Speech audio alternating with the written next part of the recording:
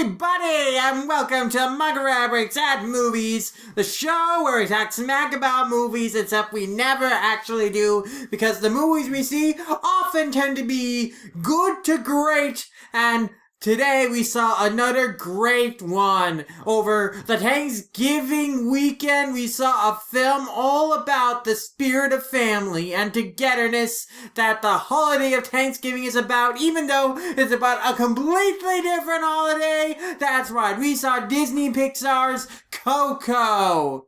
That's right, a film about Dia de Muertos, the holiday where you celebrate your ancestors and guide them home from the land of the dead. Beautiful film, artistically. Gorgeous backgrounds. The land of the dead, absolutely stunning. So many layers of art. They had this short segment before the movie started where they talked a little bit about the art of the film. And wow! It's mind-boggling how many lights, how many colors, how many assets are in that one shot alone. And then think about it throughout the entire movie. Just beautifully made, through and through. And also the message of family was just so thoroughly heartwarming. Oh, it was just such a perfect fit for the Thanksgiving weekend. And we actually saw it with family, didn't we, VLord GTC? We saw it together. Obviously, you and me are family, but we also saw it with cousins, little cousins, and they really enjoyed the movie. It was perfect movie for the entire family, even though our entire family didn't go and see it. But at least the young guns among us did. Yeah. How did you enjoy this movie, VLord? I mean, like you said, the backgrounds, the visuals were fantastic. You really see all the intricate detail that was put into it. The theme of family, great. It was very emotionally compelling. I could feel myself watering, and my eyes watering a little bit at times. One of the little girls who was, like, sitting in our row started crying near the end of the movie. Yes! She did! Yeah. Oh, it was the scene where they were singing to the little girl, like little Coco in the flashback when Hector was singing to her. Isn't that the scene? I think it was later when, like, they were playing the song again when, what's his face? The main character. Read his name. Like, Miguel? Miguel, yeah. When Miguel is playing it to Grandma Coco. Oh, yes. That must be the moment. Yeah. Yes, it was very emotional.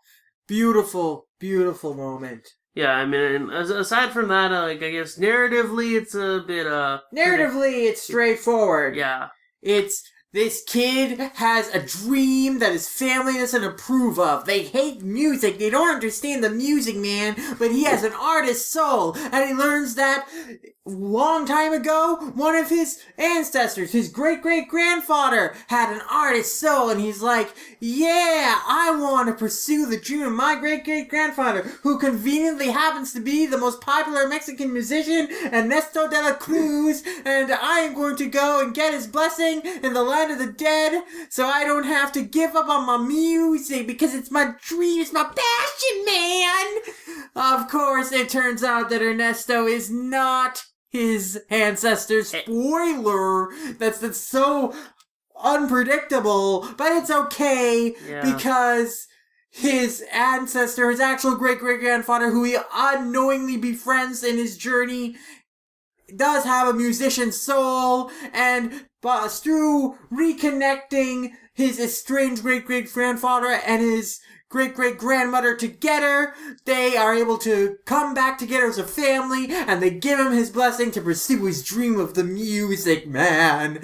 And also music helps rekindle the memories of Nana Coco, of her late father, and help cure her Alzheimer's a little bit. Yeah. A couple months before she dies.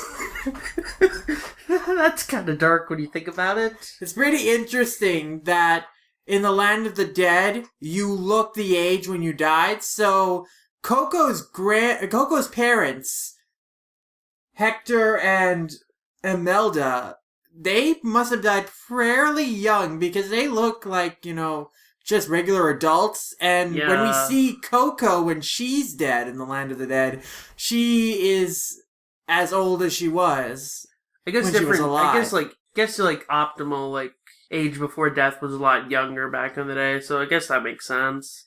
It's pretty dark though when you see kids in the film. Yeah. Like when you see, like when he's first crossing over the bridge into the land of the dead, they pass by a mother and daughter who are walking across, and it's like, oh wow. When you think about that, that means that little girl died pretty young, didn't she? Truck coon killed her.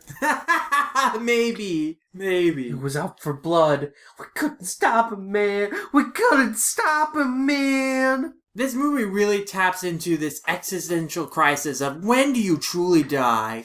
When your body gives off and you pass on into the afterlife, or when people don't remember you?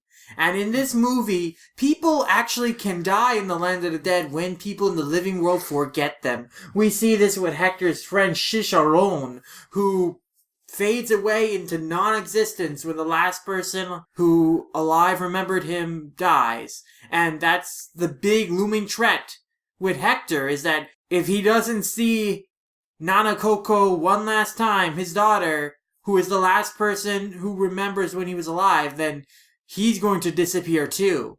And the film is all about keeping the memories of your family alive through telling their stories and passing them down. That's why they put up their pictures, their ofrendas, and they celebrate their ancestors and their heritage and guide them home to pay respect for what they have done. It's a very beautiful message, and it speaks to even after you're dead, 100 years later, you can still be kept alive through the memories of you passed down by your loved ones. You can say that anybody who we celebrate today as a great person from history has been kept alive through our memories and reverence of them. Of the stories that have been told of them. Very beautiful message. Yeah, definitely. Let's hear, what else is there to say about this film? There are pretty good songs in this song. Remember Me is a great heart-pulling, tear-jerking song, especially in the scene where they sing it to little Nana Coco, and of course at the end where they sing it to old Granny Nana Coco. Yeah. I'd say, I guess on the topic of the songs, like, one big problem I have with the Disney and Pixar films is that it always seems like they're trying to force a musical number in there. But in this movie, it felt organic because it is about it's music. about the music, so it works perfectly. Unlike movies like Frozen, where you just have Let It Go for no reason in the film. Speaking of Frozen, we did neglect to mention the 20-minute Olaf short that preceded it. Oh God, yeah, that was way that too was long. very corny and kind of hit you on the nose. Like if it had just Anna and Elsa didn't have a Christmas tradition, or at least so they thought, until the end of the short when they realized they had one all along. But we had to spend 10 minutes of Olaf singing a song about finding Christmas traditions, even though Josh Gad does not have the best singing voice. Ooh boy. I mean, like, that song. I would have been that fine was hard with to that sit short through. if it was just focusing on Anna and Elsa, not freaking Olaf. And I'm sure Olaf is all the big money maker with the kitties, with all his merch, but Really, it's Elsa, though. is it? Elsa's the most, popular character. Okay, then screw Olaf. Why do we have an Olaf short? No one gives a shit about Olaf. I don't know. I guess because he's the mascot. I mean, kids did find that funny. They did giggle at his antics. They should just kill Olaf in Frozen 2. Well, apparently it's not so easy to kill Olaf, because even when he literally melts in the sauna, they're just able to throw him back out, and he becomes ice, and then the ice breaks, and he becomes a snow. No! They made him immortal. They made him immortal! He has Keshin Chu bloodworms in his snow that is going to keep him alive, repair all his wounds. Ugh. I mean, wasn't Olaf's dream to melt or something? Or was it to see summer? I forget. It was to see summer, yes. Okay, so he's never gonna die now, it's just annoying. Yeah. Olaf.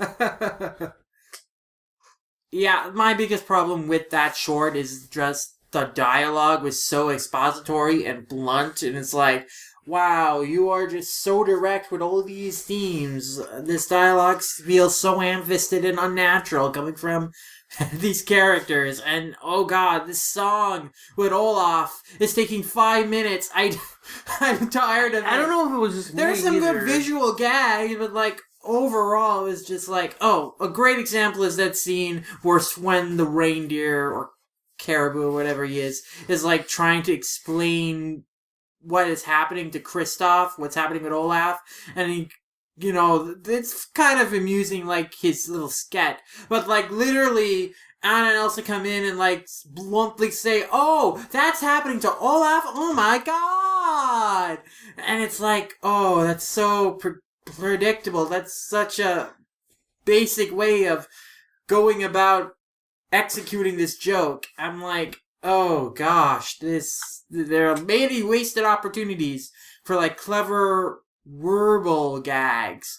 I mean, they do fine with the visual gags, but oof, the dialogue I needed can't work. wait for Frozen 2, guys. It's gonna be amazing. This felt like it should have been a TV special, not a theatrical short. I was not terribly happy. And Sid, guess what's gonna win the Oscar for Best Animated Short this year? Really? Something as... I don't know. It's Disney, Sid. They win because the Oscars are racist and they only care about Disney when it comes to animated stuff. But there's nothing even artistically innovative about the Olaf short. Was there anything really artistic about Frozen? Did Frozen win Best Picture? Yeah, it did. Oh, yeah, obviously it did. Actually, yeah, I mean, in terms of how it depicted the snowscapes and, like, the musical accomplishment of it. Yes, but comparatively to the other films of that year. Well, I don't remember off the top of my head what the competition was. Well, Wind Rises. Oh, of course. Yeah. Ooh. But we all know that the Academy doesn't actually care about the merits of the animated films. They just pick the Disney film and then they... I mean, the problem back then also was The Wind Rises was distributed by Disney, so you have Disney competing with Disney, but Disney doesn't own Wind Rises outright. The Academy shouldn't be... No, I'm just saying that the Academy is biased towards the interests of the big conglomerates, the big entertainment moguls, and like what they want. And that's a flawed system. Like back in 2001, when Disney was distributing Spirited Away, Disney didn't have any other competition of its own for Spirited Away. So that's why they were able to push Spirited Away wholeheartedly. It's still dumb. And you know what the Academy should do? They should just make a separate section for foreign animated films. If they're gonna be racist and bigoted about it, they might as well make a section so they don't have to be subtle about it. They can just be, okay, yeah, here's the section that we made for them because we're too racist and bigoted to lump it in with everything else. Yeah, you've beat that dead horse plenty. Or just be like the Annecy Film Festival and actually have like separate like choices for like the critical choice, the fan choice, and like the outstanding like unique choice or whatever. I mean, I agree with you, but we're not talking about that right now. We're talking about Coco and what a good movie that is, aren't we? But it still won't deserve an Oscar in my opinion. Coco? Okay, this is the thing. I like Coco. It's a great film. Oscar worthy, not so much. Why? Why isn't it Oscar worthy? It visually stunning. Themes it nails. Narrative weak. Weak narrative, huh? It has a weak narrative. In what way? It's predictable. It's something we've seen before. In what way is it predictable? I don't disagree with you. I want you to actually explain what you're talking about. Okay, fine. Well, from the outset of the film, it's just like the whole, okay, I need to find my like ancestor who will represent my real passion, but oh wait, that answer's not my real ancestor, it's this other guy. We totally didn't see this coming because you're trying to make this relationship from the outset, therefore you're intentionally subverting the idea. So it's obvious. It is a basic template of a hero's journey. Exactly. The hero sets out with one goal in mind, and he attains it, but realizes what he really wanted all along was something else. Exactly. And that's the thing. Like, this is also the problem I have with Inside Out, to an extent. Like, Inside Out It does a great job with the balance between happiness and sadness, but then it shuns all the other emotions. It doesn't focus on those other emotions. It doesn't go in depth with them. It just focuses on happiness and sadness.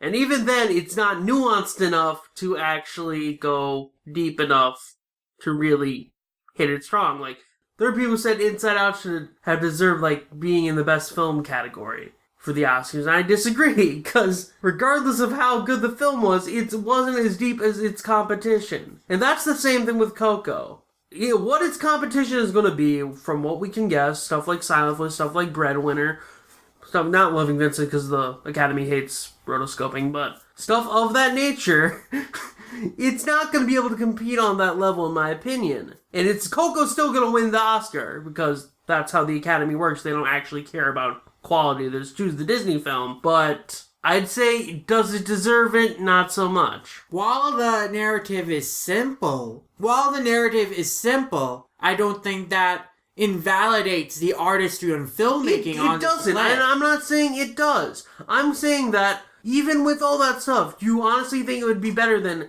a Silent Voice winning, or any of film of that nature? Obviously, you know me. You know how much I love A Silent Voice. That is one of my favorite manga, and the anime adaptation of it was beautiful. I've talked about as much on a previous podcast. But in terms of the filmmaking and artistry, Coco might have a beat. I do think Naoko Yamada was a visionary director. She is a visionary director, and she did amazing things with A Silent Voice as an adaptation. But I feel what we saw in terms of technical accomplishment, in terms of the world created in Coco, of how the Land of the Dead looks, of how accomplished the animation is. But at the end of the day, Sid, is the Academy going to be choosing based on that stuff? No, they aren't. They're just going to be choosing because it's the Disney film. That's true. But here's the thing, VLord. Why do we care about what the Academy thinks? I don't even know why we're having this conversation. Sure, we know that Coco will probably win Best Animated Feature. But why is it undeserving of that? I know that it is unfair why it is locked in at that place. It's undeserving of that because other films that are doing other unique takes with stronger narratives are being ignored because we have a Disney film. That is unfair, but that doesn't mean Coco is undeserving because there is so much merit to the film. There is so much research. There is so much production. There is merit to the film. I'm not saying that none of that stuff matters. That stuff is amazing. The visuals and the emotional themes of Coco are fantastic. But at the same time, you have other films that do all three categories. Themes, visuals, and narrative amazing. And they are ignored for a movie that only does 2 out of the 3 right. Okay, that is fair. But again, why is Coco undeserving just because other films are more deserving? That's your opinion. That's the point. No. That's the point. It's undeserving because there are other films that are more deserving. What it's going to be competing against is going to be better than it. Unless it's like some generic-ass film like the Emoji Movie. I'm saying more deserving in your opinion. I mean, yeah, it is more deserving in my... But to other standards, maybe Coco is the most deserving. And there is so much... incredible talent on display here in terms of the filmmaking, in terms of the animation, the artistry. The story itself was incredibly well researched in terms of the ideas it draws upon in terms of Mexican culture and heritage. Yes, but then underlying that, it's a standard hero's journey narrative, like you said. Like, it's great that one of the templates of a hero's journey narrative. Yeah, one of them. The point is predictable story, but like I said, it's fantastic visually. There's some real stunning animation in this, but at the same time, can all that make up for such a weak narrative? I don't think the narrative is weak. I don't think being predictable means that the story isn't good. I think the story was quite good. I got a lot out of it. I enjoyed the journey. I enjoyed seeing Hector and Miguel become close and then realize that they are family. I thought that was a great moment when they're like screaming in like the pit and like, woo! I'm proud to be his family! That's such a great moment. The emotional moments. All the times where they sing Remember Me, beautiful. Yeah, yes, but so those are the emotional moments. When you think about it in the big picture, the narrative is not that strong. It's not that good. It has great, solid snippets of moments, like, but that, you can have, like, a film that's a total mess, but still have great, like, piece-by-piece moments. And Coco has that. Like, Coco is, like, an example of that. It's narrative. How is the film a mess? This film is very well structured. Okay, that was an example. It's not a mess. It is a good... This is very clean storytelling and plotting. It is clean storytelling, but it's weak storytelling with snippets of very emotional moments. And that's it. That's... Again, how is the storytelling weak? Just because it's predictable. The story structure is rock solid. That's why it's weak. No. Because it's predictability doesn't make for a weak script. In fact, oftentimes predictability means that you have a good script. It means that you have a script that makes sense. That means the narrative flows very well from beginning to end. An example of a weak script, or at least a messy script, actually might be Frozen, because you have moments in Frozen, like the reveal that Hans is the villain, where you're like, what? This wasn't set up. This isn't actually clever. It just is something that happened, but there's no actual reason for it to happen. But there's reason for everything to happen in Coco. Okay, fine. I'll reword it. It's a predictable story. And that's the problem, though, is that when you look at other films, especially in the format like Big Fish and Begonia by Studio Mayer, or like In This Corner of the World, or A Silent Voice, or even Breadwinner, from what I know of the plot, like, all those films do all three categories of theme, visuals, and narrative far better than Coco. Again, the only baggage you seem to have against Coco is that the story is predictable. But it's not that the story is bad. The story isn't bad, though, but it's not as good as contemporary animation that is ignored. And that's not to say Coco's not a good film. Coco is a good film. I liked it. It's probably the most I've enjoyed a Disney film in years. Like, Inside Out was good, but I have lots of problems with it. Frozen is crap. I don't care what anyone says. Frozen is crap. You liked it when you first saw it. I thought it was okay. I just saw a bunch of Tangled comparisons to it. I liked it a lot when I first saw it in the theater. I was like, wow, that was incredible. And then I have been thinking about it. Ever since then, I'm like, actually, the more I think about it, it's not so good. But I did like it first time I saw it in the theater. Yeah, I mean, bottom line, though, like, yeah, Coco, great film, and I really like it. I enjoyed it a lot. It's one of Disney's best works in years. But at the same time, it's going to get praise for doing things that have already been doing better in the foreign market. And the foreign market continues. What are you even talking about right now? Praise for... It has praise that is well deserved. Your only complaint is that it might, and you don't even know this for sure. Your only complaint is that it might win the Academy Award when you'd rather see a different film win the Academy Awards. Give up on Best Picture for animation. It is pointless to win that. Okay? We all know that the Academy does not care, so that category is mistreated. Who cares? What does that have to do with how good a film Coco is? It doesn't. Then why have we been having this argument for 10 minutes? Should we just cut this out?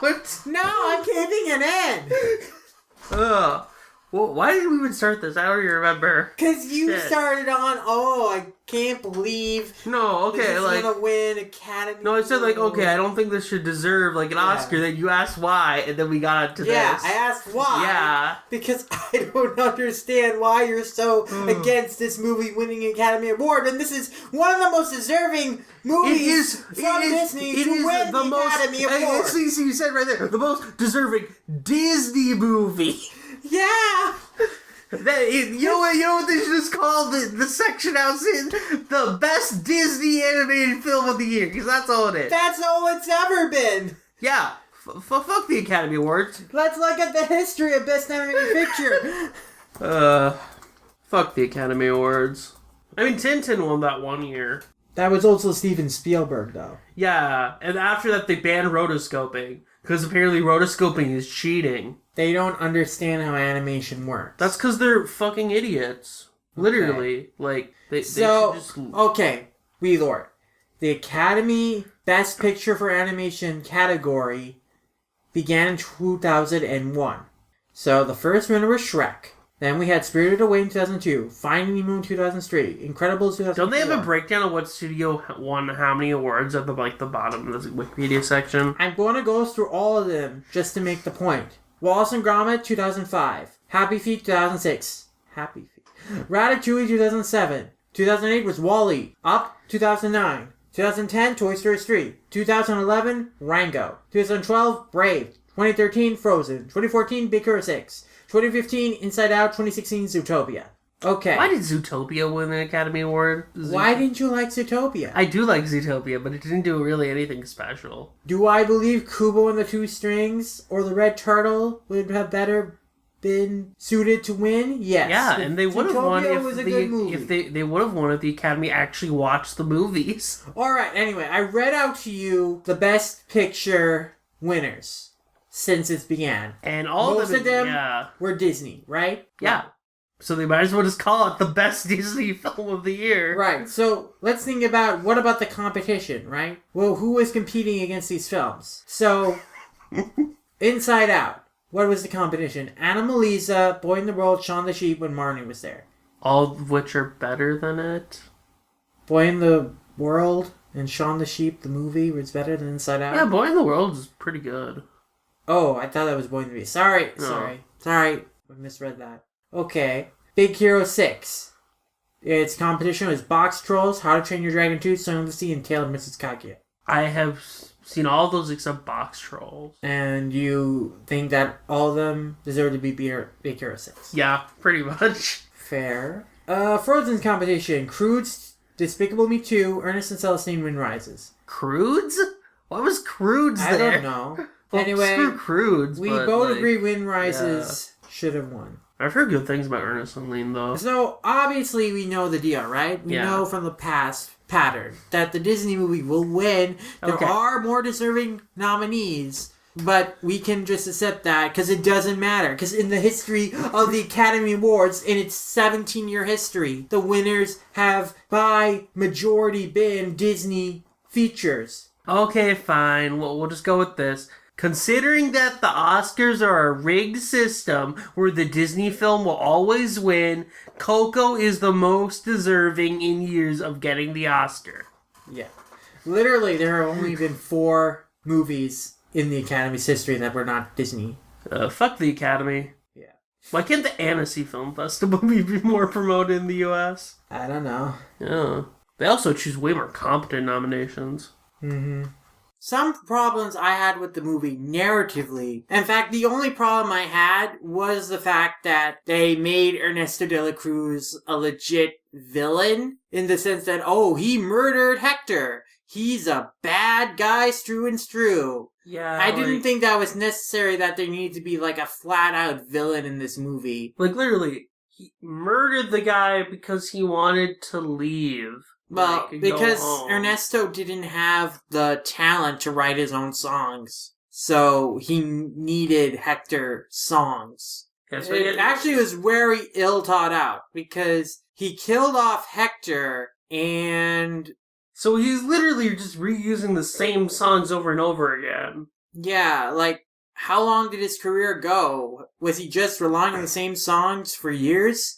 Maybe they just got so popular that, like, he didn't need any other songs. That seems weird. I mean, yes, we see that he branched out into different careers, like he was a movie star and stuff, but it all centered around his music. They'd have him make new albums, though, or whatever. Yeah. Records. Yeah, that makes no sense. He basically killed the guy for, like, inconsequential reasons. Yeah, I mean, did he not memorize any of the songs? Like, he stole the songs, but he didn't make any... With Hector dead, he couldn't, like, make new ones, so... I don't know. Yeah, that's... Guess he got big off of Hector's songs, and then, like, in the future, other guys made more songs.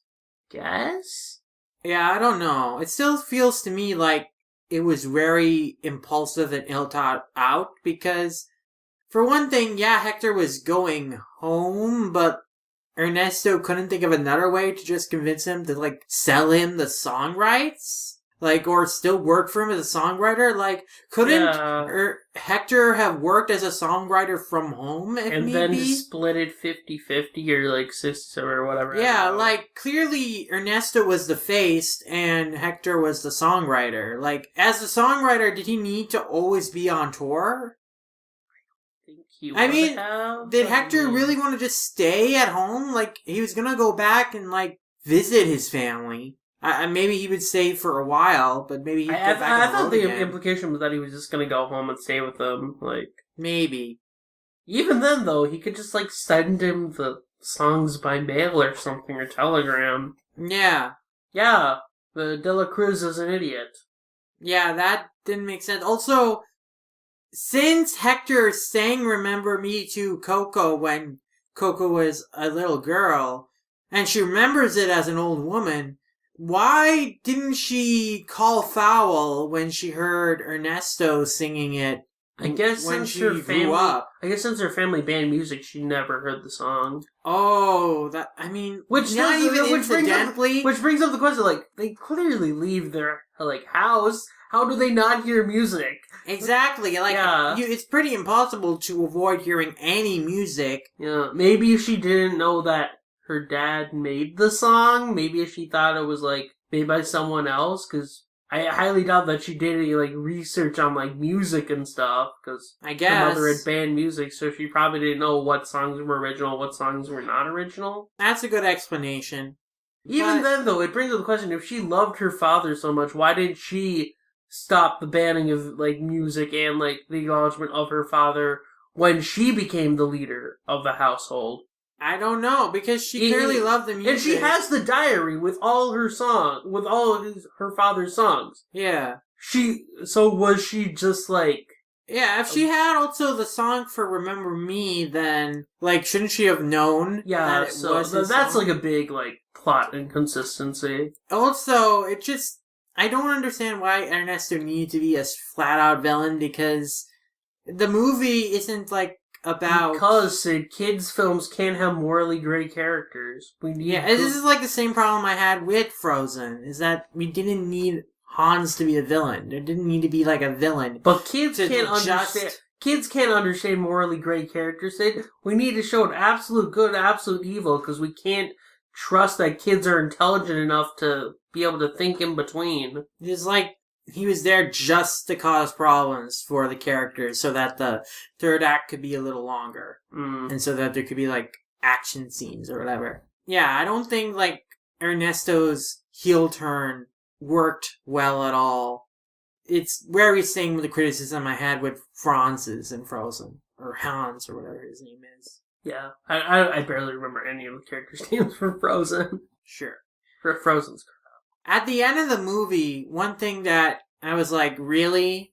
That seems kind of unbelievable, was that there's, like, graffiti and vandalism all over Ernesto's tomb, and... Why would they suddenly believe, like, records of a family that's hated music for generations? Like, that's one thing. No, it's, like, super confusing. Like, there's, like, graffiti saying that he sucks or something to that effect on Ernesto's grave at the end of the movie after it's come out that Hector was the one who wrote all the songs. But, like, it seems unbelievable to me, like, oh, now De La Cruz is hated by everyone in the world. It's an idealism. Like, again, say we're looking at a kid's film that has absolute good, absolute evil. They aren't going to go anything nuanced, like, oh, now a portion of these people like De La Cruz, now this portion don't respect him. No, they have to go all the way one direction. Yeah, it's this extremism in point of view that does not feel authentic to me. It's like, because, yes, he might have stolen Hector's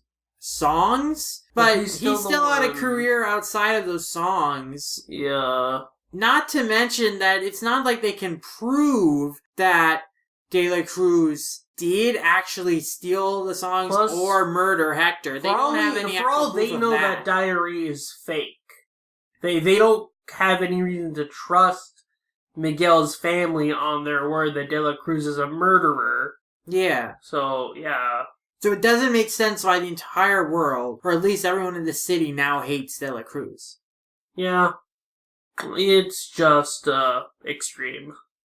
Yeah, so that, I think, see, what's satisfying is the fact that Hector is now being remembered for the songs he wrote, right? That's all we needed. We didn't really need this De La Cruz is, now being punished for being a scumbag. Like, that's my problem. My problem is that I don't feel we needed a villain. I think it feels very cheap to have, there's this very obvious bad guy who's responsible for all the bad things. Hector wanted to go home, but he couldn't because he was murdered. Like, maybe he just never went home. He tried to... Or maybe he actually choked on the chorizo.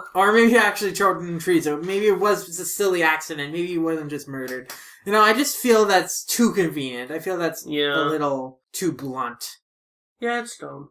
But it doesn't make the movie bad. I still think narratively it's very strong. I think that those are some weaker points, but I feel that's something I would like to see change in future Disney films, is to avoid this tendency to, hey, let's have this really bad guy be the cause of all the problems and misunderstandings. Instead of just, people make mistakes and no one else is at fault. It's not like a malicious conspiracy against them. They just made their own mistakes, dug their own graves. And they have to work those out. They have to get themselves out of that by themselves. That people are not like black and white.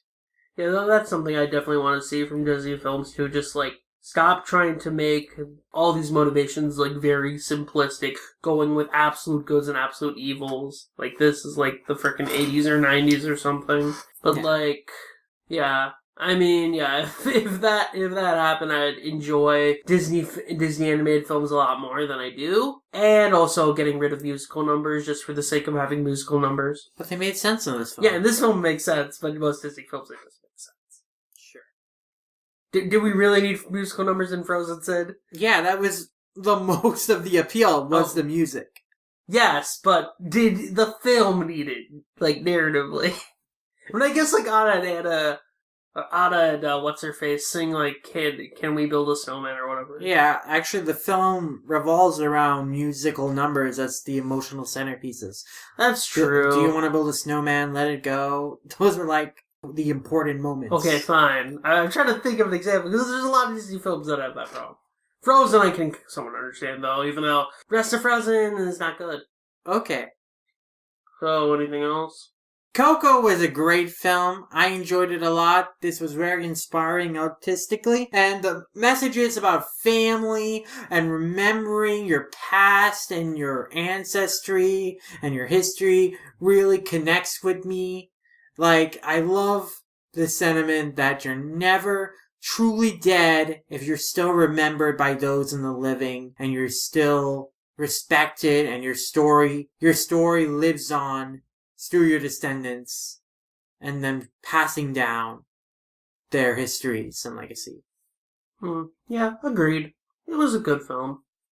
It was perfect to open on the Thanksgiving weekend, and it seems that it's going to be a big hit commercially, and that's great, because we need more great films, great mainstream films about diverse leads, and about diverse cultures. And we could just heavily promote foreign animated films, but now let's not do that. I mean, that does not necessarily... That promotes diversity, though. like ethnic diversity in terms of like the people being represented. Cultural and thematic diversity. I guess like actual visual like ethnic diversity. Not necessarily. Okay. But it's diversity in a sense. Sure. Yeah, fuck you. Yeah. Well, that does it for a review of Coco. It was quite a ride because we went into places where we didn't expect. I'm tired. Well, we have more things to record. So, where can the good people find you, VLord GTZ? They can find me on Twitter at VLord GTZ. That is at VLord GTZ. Or, I was supposed to spell that out. Fuck. At VLordGTZ. Yeah, if you want to talk to me about JoJo or Conan or anything else that I like, yeah, just hit me up on there. And you can find me at LumRomayasha on Twitter and LumRomayasha anywhere, including Animation Revolution and My Anime List. If you see a LumRomayasha, that is me. As for the show, you can follow us at Manga_Mavericks on Twitter, MangaMavericks.tumblr.com, and on our YouTube channel, Manga Mavericks. We have a custom URL now, guys. We hit that 100 subscribers.